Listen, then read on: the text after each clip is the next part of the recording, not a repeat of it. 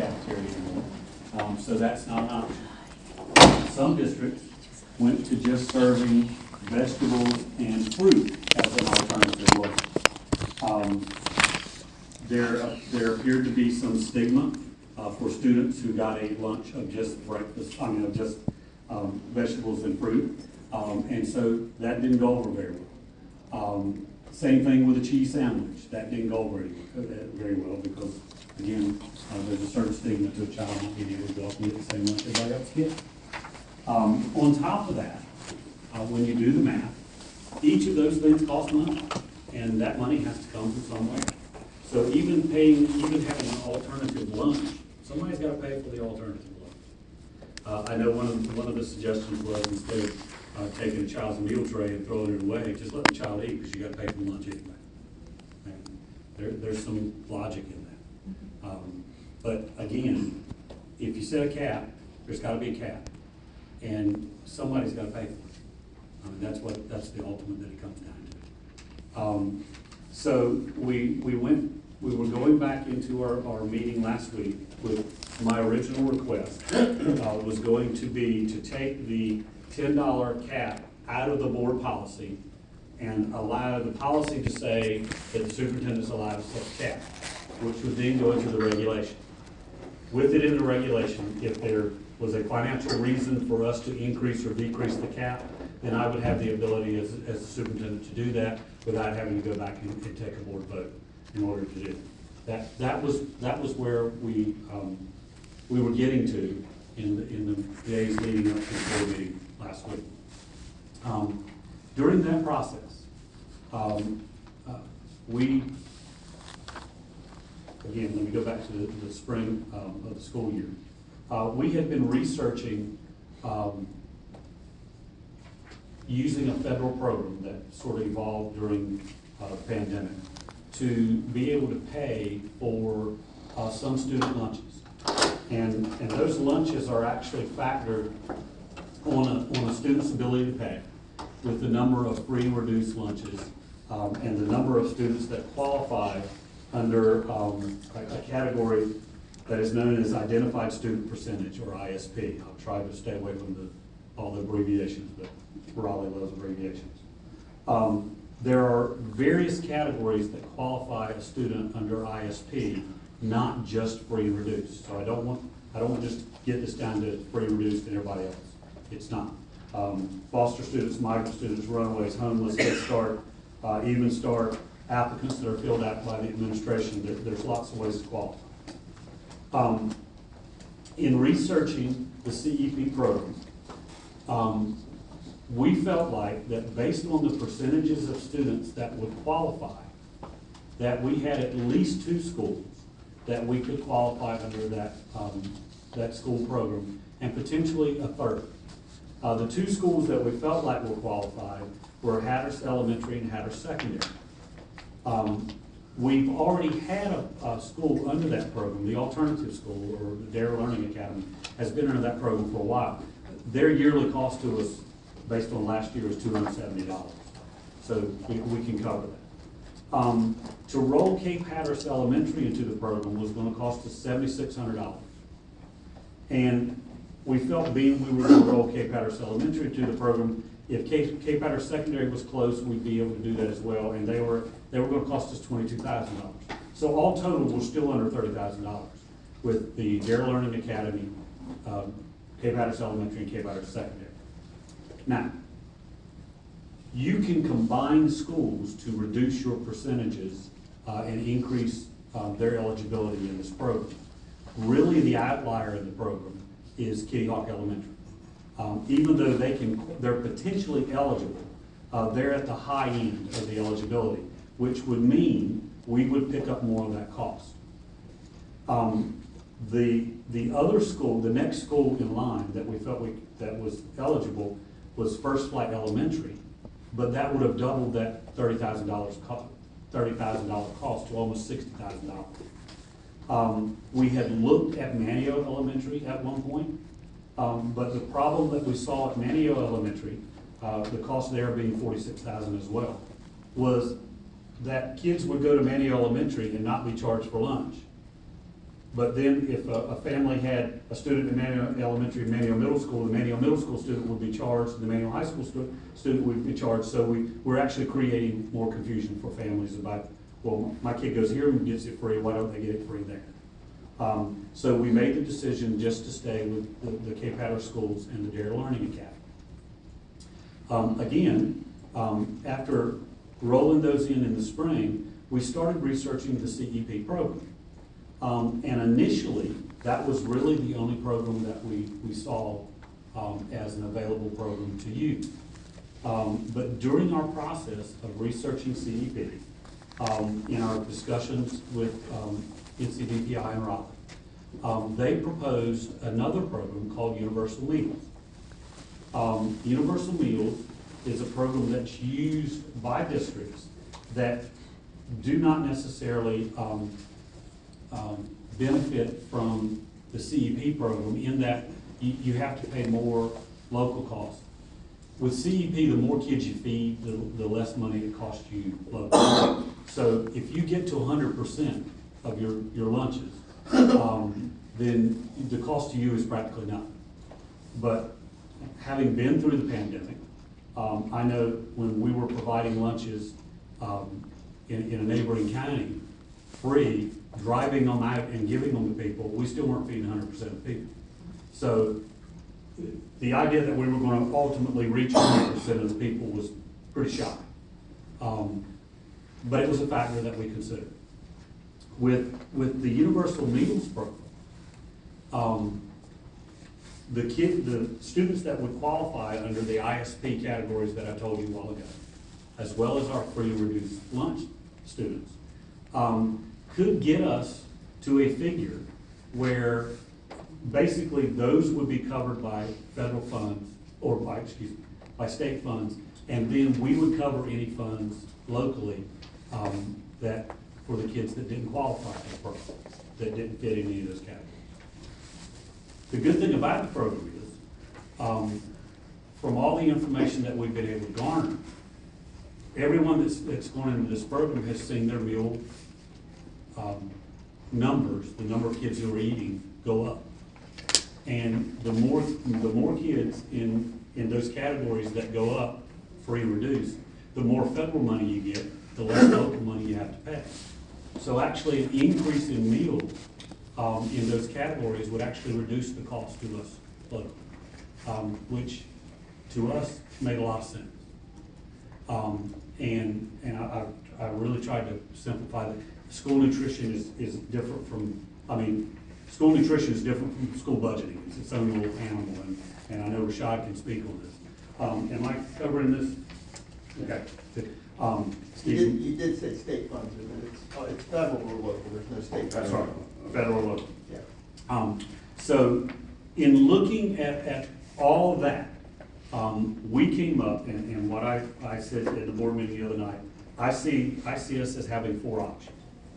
Option number 1, which was to do nothing and stay where we are and leave the cap, and try to get those, try to get folks to cover the cost of their meal.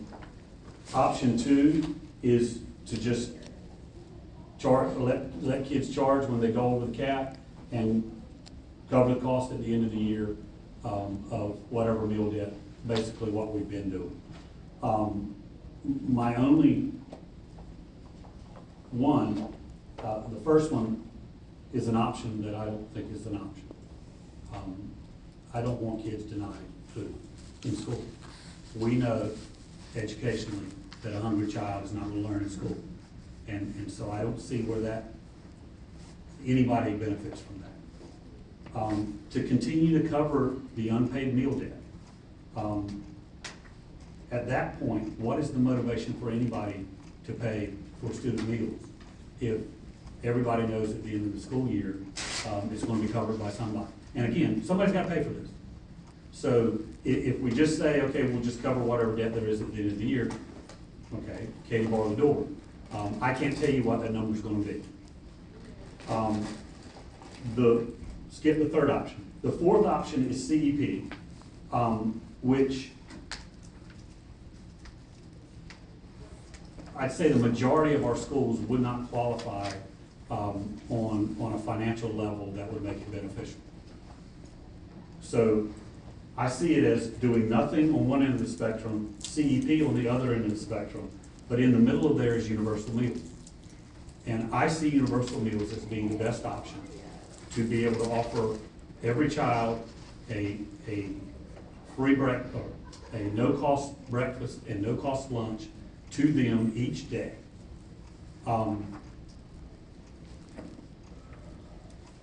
I think everybody benefits from that. But we're back to somebody's got to pay. Our estimates right now, the cost that we believe the CEP based on our numbers from last year, would be around $500,000, a little bit over, a little bit under. The cost for CEP, based on our current numbers for last year, would be about $400,000. Universal meals. Universal meals, sorry, universal meals would be about $400,000. But again, those costs can go down if our meal sales go up. Now, there's another component to this. What we're talking about is serving a no-cost meal, breakfast and lunch, to a student. That doesn't mean the student can't go get another lunch. That doesn't mean that the student can't buy ice cream or chips or any of the other for-profit items that we have in the cafeteria. What we're going to pay for is one lunch for one child, breakfast and lunch a day. The rest of those things become extra expenditures.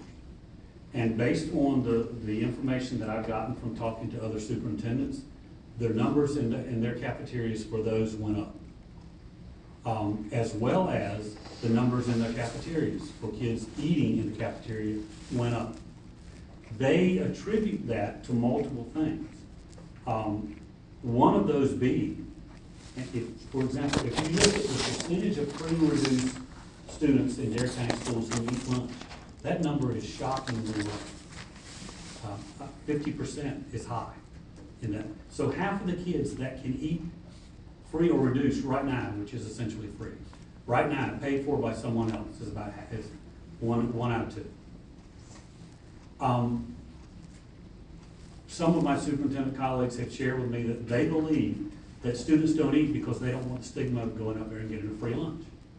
But they said when everybody's getting a free lunch, those numbers go up. And again, each of the superintendents I talked to said this has been very beneficial to them. There are 115 districts in North Carolina. 106 of those districts are doing some form of this. Of the 9 that aren't, based on the information that I've been given from Raleigh, of the 9 districts that aren't doing this right now, the majority of those 9 aren't doing it because they can't figure out a way to do it for everybody.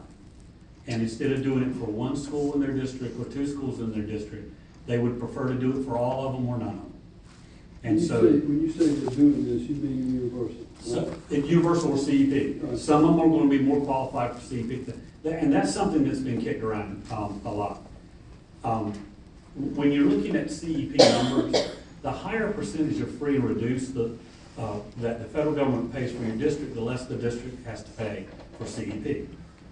We have districts all over North Carolina and surrounding us that have much higher free and reduced percentages than we do, which means the federal government picks up that money, which means the district pays less. So you can't just say everybody does CEP, so everybody should do it. That's really not the way it works out. Because it really comes back to you're going to pay more locally because you have a lower free and reduced number in Dare. I hope that makes sense. Steve, let me ask you a question. I'll do one. Prior to COVID, you mentioned earlier that this has been going on for years. Yes, sir. How much was the school board paying in those prior years prior to COVID that didn't end up paying at the end of the year? I don't know that number. I'd be willing to bet you it'd be the same what we paid last year, 25,000+. Okay. With that being said, In 2020, we paid $47,700 in 2020. But Why was this, what stimulated it? Why was this an issue now versus why was it not an issue back then? Y'all were paying, I guess you were paying it out of your contingency funds Yes, at the sir. end of the year? Yes, sir. So, no parent that was paying took advantage of that and jumped on that back then? I mean, why? I'm puzzled as to why all of a sudden this has come to fruition, and I think the reason is, and what I've heard, and it's, you can't believe the damn thing you listen to on social media, but, a kid was denied a meal. Well, it was. Is that what brought this to fruition? Because what? Probably, no, and I'll own it. We identified a problem where we had, and, you know, I've been here for quite a while. Steve's been here for quite a while in several roles, where we saw that Dare County Schools was having to pay unpaid meal debt every year, and we tried to do something about it. Okay. That's where it came from. Okay. The children being denied meals, was never an intention of anyone, that would come to that. No, I can believe that. I mean, at least I hope that was. And as soon as we find that out, we addressed it, and it stopped immediately. Back to your question, Chairman Woodard, in 2017, it was brought to the board at the current time when we had a meeting in Hatters about the meal debt being exceeded very highly. And during that presentation by our previous administration, we had a local resident on Hatters Island stepped up and said they wanted to know what Cape Hatters Secondary and Cape Hatters Elementary owes on the account, because they did not want to have anyone on their island owing any money. And it was looked into, and this particular family company paid that meal debt at that current time. But it was shared at that time during the budget process in 2017 that there was some issues dealing with child nutrition. And we were looking into that, and then COVID came in with that also, and then it turned around and gave everyone free meals. So, and I think it was in 2022, the school came back, 2022-2023 school year, we started charging back to the meals to the students. And this is what we've seen since then, that we see another debt. And with respect to Mr. Bassnight and his staff, didn't want to come back to our board and say, hey, we owe money, how are we going to deal with it? We need a plan. And I would give kudos to Mr. Bassnight and his team to present to our board a plan. And when that was, this particular policy was not taken very lightly and very quickly. This policy was presented to us and brought back to the table. We, as everyone knows, we have a policy committee. That policy committee reviewed this twice. And both times, when this committee reached out and looked into, it went back to the team, which is Mr. Bassnight and the school team, to come up with A, B, C. So all that was taken upon with the team to come to the board to say, this is what we'd like to see. We feel that this will make it doable. And that's what the board landed on to go forward and make it doable. We have, our building principals have the ability to certify students when they see a need. We have strongly encouraged them to do that this year, probably to a higher degree than it's been done in the past, and I know they've done quite a few of those. We again, never intended for anyone to be denied anything. If there was a problem and a student was identified with having an issue to do that, we were going to find ways to address it. Our hope was that the parents would either reach out if they needed help or address the meal debt. And that didn't happen fast enough. What is the procedure if a cap is exceeded? What is the procedure? Well, we don't wait till we get there. As a matter of fact, one of the students that was, that it was brought up to, only owed 25 cents at the time. And a cafeteria worker said, when you get $10 now, you won't be able to get a meal after $10. To go ahead and give them a heads up, don't get near $10. We had principals reaching out, after one charge, two charges, three charges. After the meal debt, we send letters, we call home, any means possible. The parents are communicated with. Yes, sir. Oh, absolutely, at multiple levels. And we don't wait till we get there. The goal was to try to get it taken care of, to not get there. Yes, ma'am. The policy, do you think that because there was a limit of $10 set, that kind of spurred us, kind of bring us to a head? I mean, we hadn't had a set amount before, I guess, in a policy. I don't remember. We never had a set amount. With policy saying specifically a -10, and then they'll charge you. That was prior to COVID, right? Yes, ma'am. I think that probably had a lot to do with it. Yeah. Okay. And another question I had, what you said earlier, I lost it. Oh, and let me say this too. This was only middle and high school. There is no limit on elementary school. Right, I understand. So when you had the debt at the end of the year, you went back to the students, do you have any idea how many of those who had debt would have been eligible for free or reduced lunches? Not off the top of my head. I know that if we determined at any point in time that somebody was eligible for free and reduced, You would have. we would have, So the debt basically was incurred by people who were not eligible? yes, ma'am.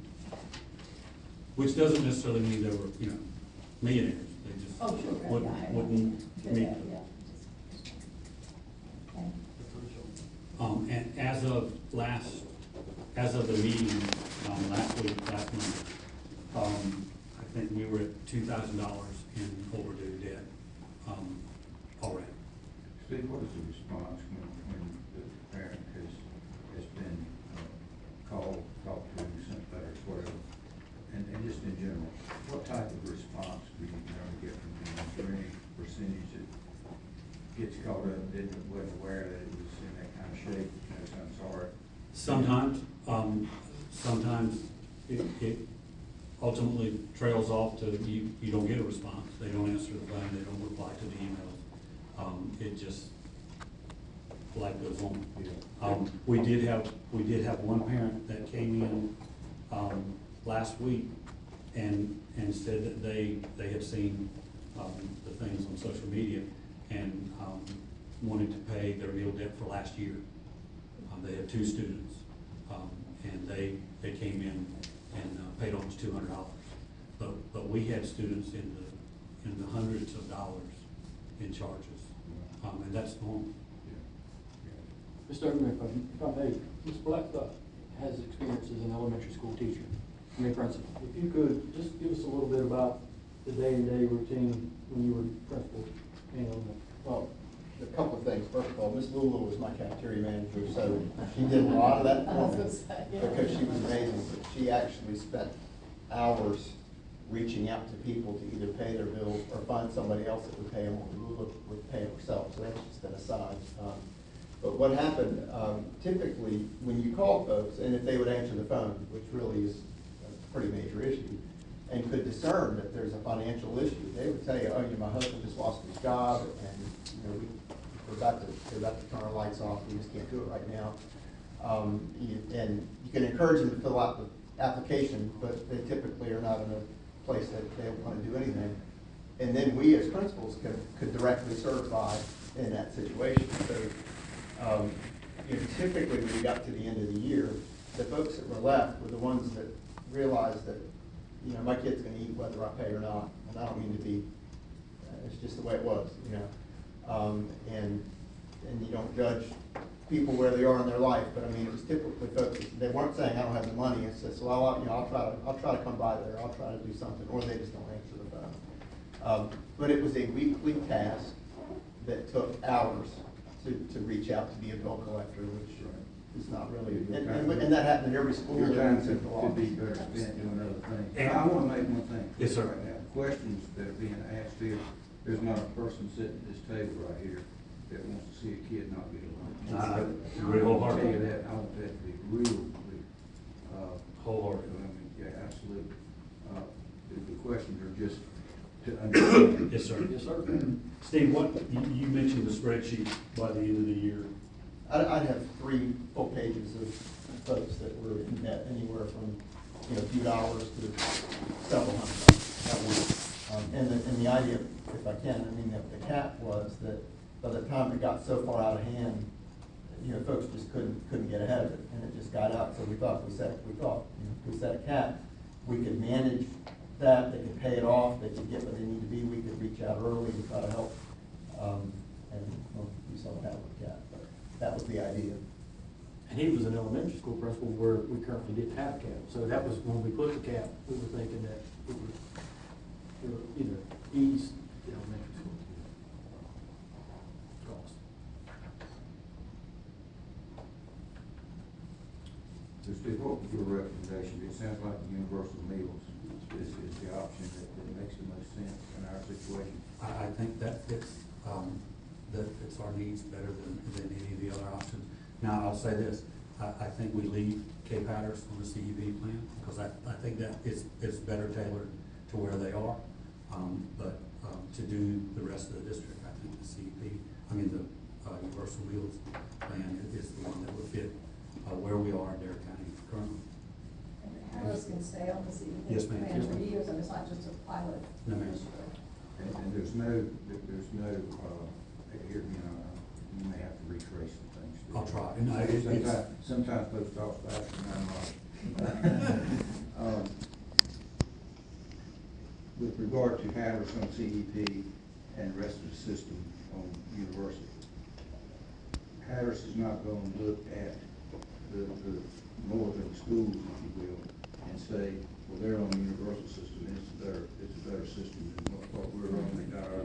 The bottom line is That's this. not the case. Every student, whether it's Universal Meals or CEP, will receive a full meal at no cost to them. They'll have 2 revenue sources.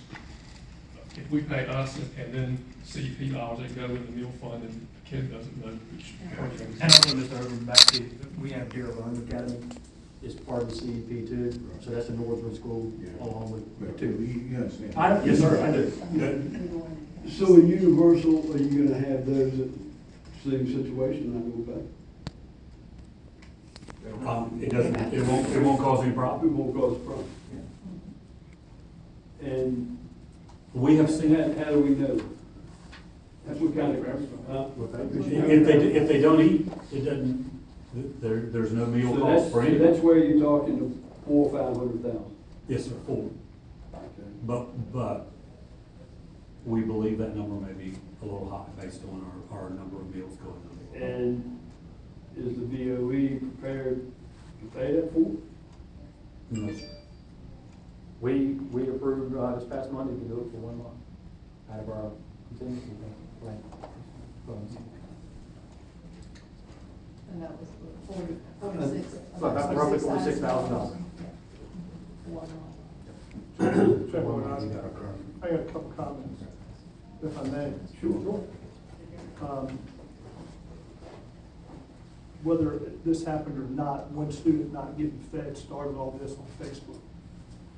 And Facebook's, to me, wrong information.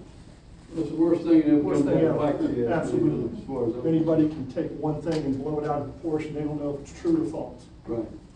Do we have a crisis, in my opinion, with our kids not getting fed? No. Apparently, one student, something happened, maybe. First time in 2 years I've heard anything about any situation with food service where kids not being fed. It was told to me that if we go with this program, kids will have more money to spend on ice cream, snacks, and potato chips. Well, if that's the case, some of those students can pay for a lunch. I'm not against feeding kids. I'm a former high school principal teacher. I'm all for kids eating. I pay for kids' lunches at my school. So somebody blew me up, a couple people blew me up, well, you don't want to feed the kids. Well, I do. I want to do it the right way. instead of spending 400,000, give or take, if we do have a deficit at the end of the year, maybe we can work together on that deficit. But we are in the middle of trying to finalize a policy. On the first reading Monday night, we didn't get through that. Didn't even get through the first reading. We went with a motion that was made. We have families that can pay for food, for their kids' lunches, without question. And we have some that can't. I'm all for trying to help those families that cannot pay. Let's get with you. Let's do what we can for you guys. I don't think feeding everybody's fair to the people that can't afford it, to the people that can't afford it. Yeah, lunches go up because it's now free. No, somebody's paying for that. Federal government's paying for it. I think we need to come to a compromise and not go with total free all the way across the board, because there are a ton of families that can pay for the kids' lunches. And I think we need to come up with a situation in which, if there is a deficit, we work with a policy to hopefully lower that deficit, that maybe we can come together and pay for that deficit. If it was only $24,000 at the end of last year, it's 24 grand, but it's not that much. I would like for us to come up with a compromise.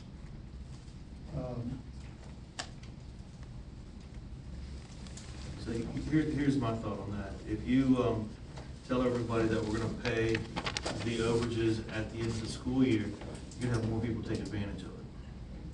So you gotta be able to address that situation. But I don't know, you have your free and reduced, but I don't know if there's a way you could identify people that are not qualified for free and reduced, but not wealthy or make a lot of money, and have that group of folks maybe pay for to help offset the cost for those folks that are struggling. I don't know how you do that, but that don't qualify for free and reduced. I don't know how you do that, but I mean, because there are people out there that can't afford it and don't have a problem for it. And there's people that are there struggling, and there's people that have the free. So how do you find that group of struggling folks to help them out? I don't know. Just my thoughts. Guys, I think I need to say this, and with all due respect. You're elected Board of Education for the citizens of Dare County. This is your problem, and I don't want to, maybe problem's not the right word. This is your issue that y'all need as a board to find a solution, whether it be those 4 options. And whatever you decide to do, I'm pretty confident that our board will certainly stand behind it. Because Wally's already said this. None of our board members, and I've talked to them individually, want to see any child go unfed. Plain and simple. We do not want any child to go unfed. The media is here today. I implore them to report properly that this Board of Commissioners is catching heck over this, because we got tons of money in Dare County. And I implore them to correct that we didn't create this problem or this issue with Dare County Board of Commissioners. But we're here to do whatever we can to support your elected body. Y'all need to, I don't think it's, quite honestly, and Dee and Wally may disagree with me, but it's not our decision to make. Y'all are the elected officials of the Dare County schools. And y'all need to make whatever decision you make, we're gonna support it 100%. There's nothing, and you can And I've been chair for 10 years, and the Board of Education, there's nothing you guys have asked for that we hadn't stepped up to the plate and funded. Everything. I mean, just did $1.6 million in supplements. Now, nobody can criticize us for not supporting our Board of Education. Everything y'all have ever asked of us in the 10 years I've served on this board, 12 years that I've served on this board, you have gotten. And then some. So, and I'm not trying to be harsh or anything, but I implore you for your board to make a decision. It's y'all's decision. If we were to sit here together as a board and say, this is the decision, we weren't elected to do that, guys. We're overruling you. I mean, we're not overruling, we're stepping on your toes, and y'all are elected officials. Y'all need to address this. And we have, And I don't know how much more plainer I could say that, but what I'm here to say in the media is here. Don't misconstrue what I'm saying, media. Because I'll read it and somebody will blast, well, Chairman Woodard said this. And Ms. The fact of the matter is, we have funded every single thing y'all have ever asked us to fund you for.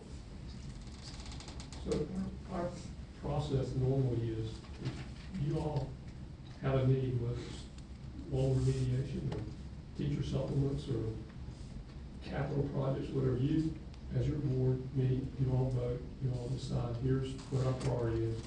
Now, here's what we need the county to do to help us.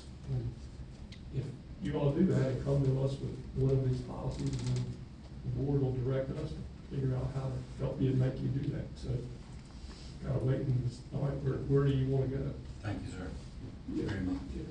And I feel like that with Ms. Balance making her motion, and it passed through, to give us the 30 days. And so kind for us doing this 505 in a very short period of time can give us, come back, we'll have special call meetings and have a working recommendation. But, you know, this did give us our 30 days, and so kindly for y'all being 505, now we know we can go back and we'll have a special call meeting and work through this. And I think, when we talked about this the other day, the request that was made at the meeting the other night was that we had an opportunity to discuss That's this. it. And that's why I leaned up and said, Chairman, can we have a 505? So we could discuss it. And so that everybody's on the same page and we all know the same thing, whether we were at the board meeting the other night or not. And that's what I hope we've accomplished, so that everyone understands as close as possible all the stuff I tried to explain to you. Listen, we've had a staff. I'm sorry. If you all make a decision on one of those four policy choices or some other, whatever you all decide, if you all choose to do the universal program, that's what I think I hear you say you have the votes to do. Yes. Then we don't have to have another 505. No. Send it here and we'll get it on an agenda, and then our whole board will ask you to present to the whole board much of what you presented here, and then our whole board can then make a decision on whether they're prepared to fund it or not. Yes, I think our next step is to have a special meeting to discuss the universal meals, to see if we can come back forward to a meeting with the commissioners and yourself and say, with all due request, we're looking. This is what our board. This is what our board is, just like anything else that we Right. decided with our CIP. I mean, we went through the CIP, the same Right. scenario. We as a board made a decision, it's gonna be our top priority, and our top priority was early college. So we went to the board, to your board and said, this is, through our CIP, this is our top priorities, and we went right down to it. So this will be another priority that our board, in a special call meeting, discuss it, take it up. We get the majority of the vote, we'll come back and say, this is what we'd like to do the universal meals, and this is what we're gonna need. We're gonna need 400,000 or 330,000, whatever it may be, and can you help us? Gotcha. David, our next board meeting is the 7th. Seven, right. Well, I'll certainly. We got basically 2 weeks. We will certainly, I'll reach out this evening with our board members to see what the dates will be available, and we'll have our meeting as quick as we can. Yeah, But I do know, I just talked with our school board attorney, today, and she's out, for cases on the 30th, 1st, and 2nd, but they could give us another board attorney to represent us, so that's Yeah, not. How quickly, and the indication is we come back, and actually what we're gonna have is a hybrid. We're gonna have CEP in Annapolis, and we're gonna have Universal up here. And let's say, just for example, that's what occurs. How rapidly can that be implemented? Very. So it's So- almost instantaneous. So my feeling, and I'll say this to our board, I will strongly urge you to let's get this taken care of before that 30-day run, that 30-day runs out. Because the last thing I wanna do is go from free to To charge, charge. to free, or to charge, or anything else. So let's stay in that window, so when we make a decision, whatever comes out of that decision is the way we're gonna go. We'd Because like back to and have- forth is gonna we'd- drive us crazy. We'd like to have your recommendation, so we can put it on our agenda for the 7th. Thank you. Do you have what you're paying now for CEP in your budget currently? Yes. Yes, ma'am. So that would not be involved in the ask for you first? Oh, no, ma'am, that's in place. It's a good idea, though. I can add it. Thanks to, I want that. she's thinking ahead. The vein is right here. Right.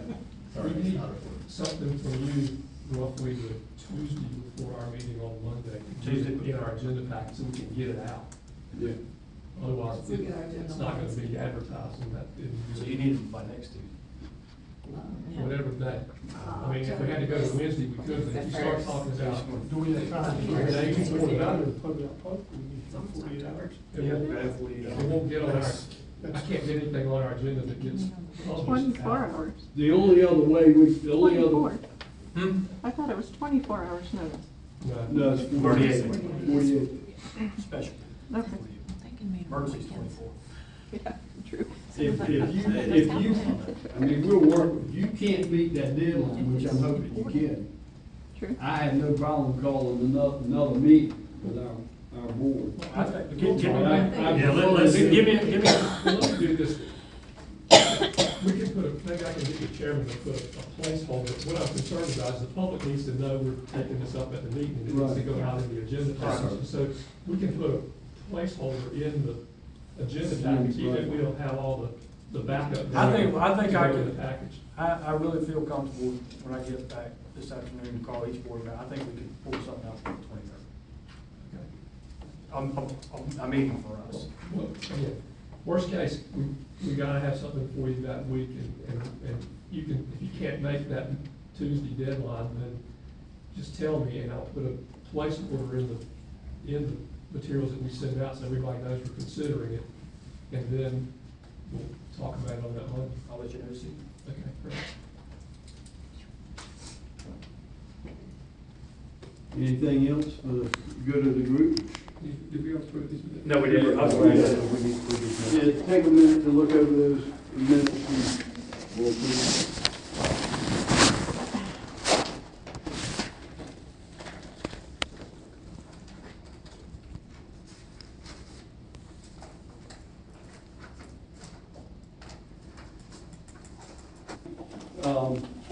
We have some folks here today, you're welcome to make any comment if you'd like to.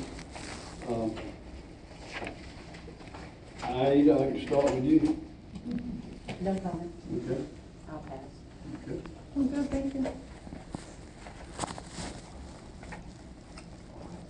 I've got a comment. Yes, And ma'am. this is directed at Mr. Payne. You seem very sure that there are folks out here that can pay and just don't. How do you determine that? How do you, Through my experience in my school. through your experience in your school, so you're not looking at financial statements or where they work or proof? Experience. Okay. But that was Elizabeth City. Excuse me, I did say something. Pardon? That was in Elizabeth City, right? I worked in 5 different school districts. I mean, I live in the shoes. Oh, Vance Harbor. let me give you an example. It's just an example. Okay, Hypothetical. okay, Let's break it up into thirds. okay, Third, high income family. Middle income family. Lower third, lower income family. A higher income family, I think they can pay $3 for the meals. That's my opinion. I'm entitled to my opinion. but how do you know that they're higher income? Because we have higher income in Dare County. Because they live in Martins But it's not a Point? third of our Excuse me, people. this is an example. I said it's an example. I understand you don't have to raise your voice, but. I know. also- Let's don't get into this, hold on, let's don't get into debate. I'm not, I'm just- Time out, Let me let's answer- don't get into let- debate. let me answer Let the him question. respond, hold on, Ron. Yes, sir. He's Let's gonna answer don't the get in question. debate, I'm gonna let let him him answer the respond to question. the comment. I'm letting him answer. And the I will question. open the floor for I your appreciate it. discussion. Thank you. I said it's an example. It's hypothetical. So we have high income family base here. We have a middle income family base. I'm just calling a third just for example purposes, a low income base. A high income base, in my opinion, can afford to pay their student lunches. The middle income base, for the most part, can probably afford, some of those folks might have some financial issues. We would love to help them out. The lower income base, love to help them out. So let's look at the amount of money we're getting ready to take a look at, $400,000. As opposed to, let's get a policy that works for everybody to where it's only $38,000 or $40,000. So we can save $340,000 and use for something else. I think there's a better way to do it than just all of a sudden going, everybody gets a free meal, because I don't think it's fair to the lower income people that we're gonna take care of. I don't think it's fair, they get a free lunch, I don't believe that. If my family, That didn't make sense. So you've got lower income, it's not fair to the higher income that the it's lower not fair to them income. that we're paying higher income families free lunch. It's my opinion. Why should we pay a higher income family's lunch when they can afford to pay the Why lunch? wouldn't you pay across the board if you're trying to be fair?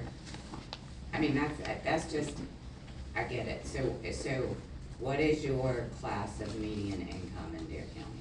It's 55,000, give or take, from my understanding. Okay, that's median income. Median income, Correct. very high, very low, median. Right, right. So 55,000, in your opinion, you think they can pay a $3 lunch? No, I absolutely do not think they can. I don't even know how they live in Dare County.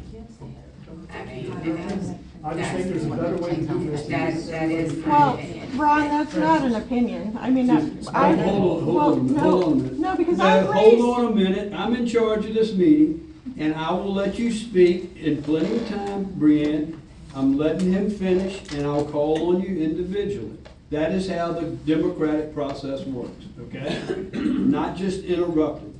So Ron, are you finished? Well, just about. I think there's a better way than spending $400,000. What is that? What is Excuse it? me, let me finish, please.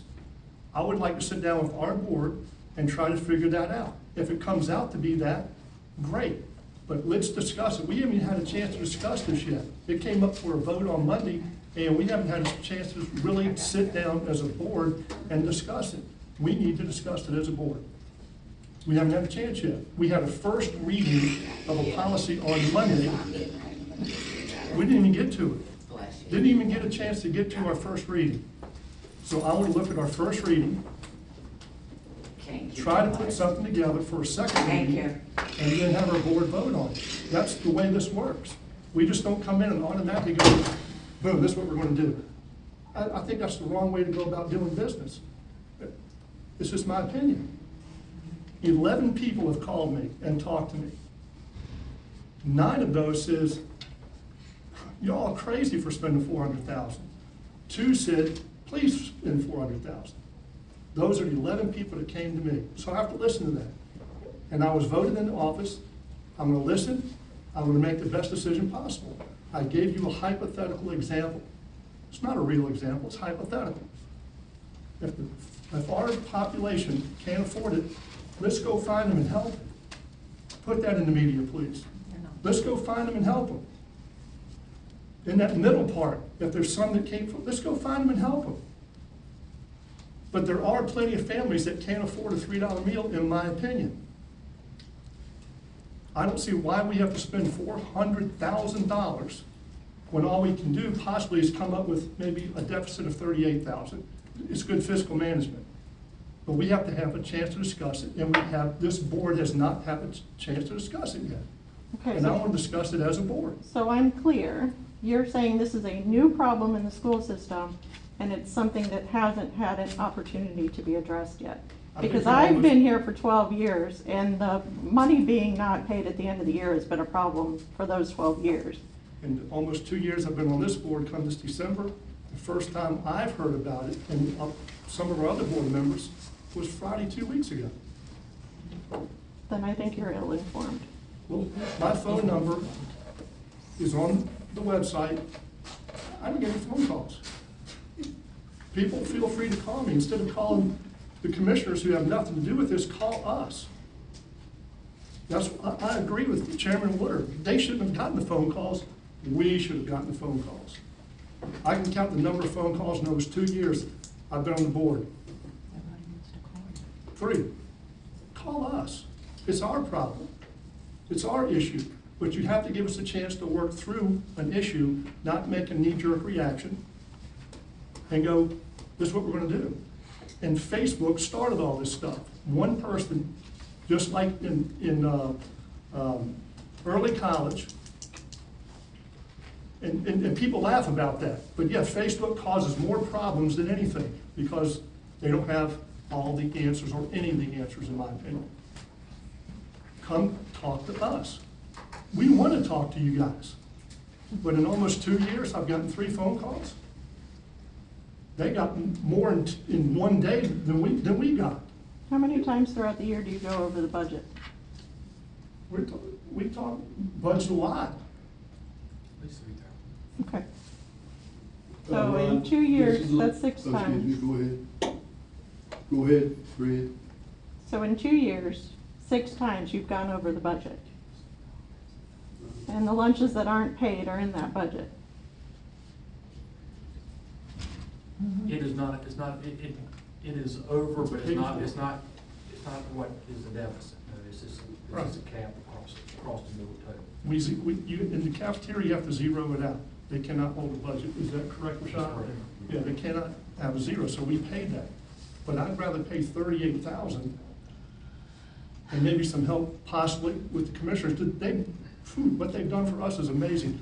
The 4 other school districts I've been in, this doesn't happen. They don't even talk. This is amazing what goes on between these 2 groups. But yeah, that's got to zero out. You can't carry a deficit in the cafeteria. With Ms. Bailey's also talking about it is it's not only child nutrition, but it's also our after-school program. When it was presented to us last year about those 2 programs, we seen the need to increase the cost. You know, we raised the meal 25 cent elementary, 50 cent middle school, high school, and we increased the after-school program. So, I mean, that's how we build within our budget. So the county commissioners have been so helpful for us, but we also want to know how to take care of our own backyard. When we see this, we don't want to put a burden on the parents one so bit, but we do have to increase and build in with that budget of those costs. So the after-school program, the child nutrition, it's got to work, it's got to fulfill their duties and be sustainable. Okay, I think we've got. Mr. Wood, just one more statement real quick. I want the children fed without question. Without question. Don't everybody question me that I don't, because I do. But I think there's a fiscal responsibility and we can get it done fiscally responsibly. That's what I want to discuss with our board and work through it, and hopefully, without question, within the next 15 days, we'll come up with something. Yes, sir. And what you're saying is you're not aware of this being a problem and that you haven't had time to address it. Because Mr. Blackstock was the principal when my kids were at the elementary school, and what he has expressed today is this has been an ongoing issue for staff to have to call and contact parents for them to pay. Sharing with you So what- it's not a new issue. It's not something that just showed up because of Facebook the other day. This has been an ongoing problem. There's a deficit, there's money at the end of the year that somebody's got to pay for, I agree with you. But I have not heard of anybody not getting fed. I've not heard of that. If it's happening, let me know, and we'll talk about it, but I've not heard of anybody that's not been fed. Okay, thanks. Thank you, Mr. Wood. We have one more. I believe you have a statement, a comment you'd like to make. Yeah, I think one of the things that you're forgetting here is, Ms. Bassmont addressed it, that if everybody gets free lunches, a kid won't feel bad because he's getting free lunch. You're forgetting, in with this comes pride, embarrassment. 55,000 in Dare County is not even reasonable for a middle-class family. You pay $2,500 in rent or mortgage. Everybody that lives here knows the cost of living, what your groceries are, everything else. And $55,000 is, I mean, it don't come close. That's a dream. And if this child walks up here